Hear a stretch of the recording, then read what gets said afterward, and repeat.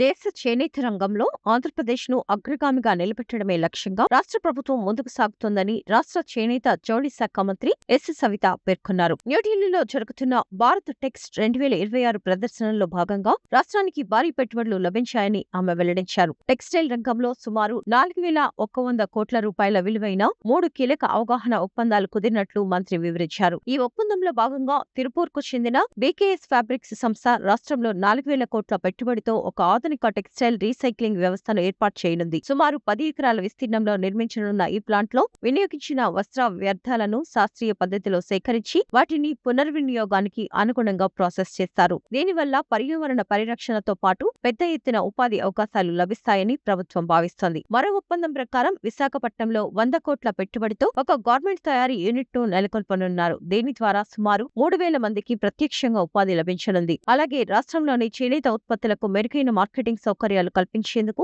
నాసిక్ కు చెందిన caps foundation 3వ ఒప్పందం కుదిరినట్లు మంత్రి తెలిపారు. ఈ సందర్భంగా మంత్రి సవిత మాట్లాడుతూ రాష్ట్ర చేనేత జౌళి రంగాన్ని ఉన్నత స్థాయికి తీసుకువెళ్లడమే ప్రభుత్వ లక్ష్యమని స్పష్టం చేశారు. ఢిల్లీ పర్యటనలో భాగంగా పునరుద్ధరించిన లేపాక్షి షోరూమ్ ను కూడా ఆమె ప్రారంభించారు. భవిష్యత్తులో ఆంధ్రప్రదేశ్ హస్తకళలకు అంతర్జాతీయ గుర్తింపు తీసుకొచ్చేందుకు విదేశాల్లోనూ ఇటువంటి షోరూంలను ఏర్పాటు చేస్తామని ఆమె వెల్లడించారు.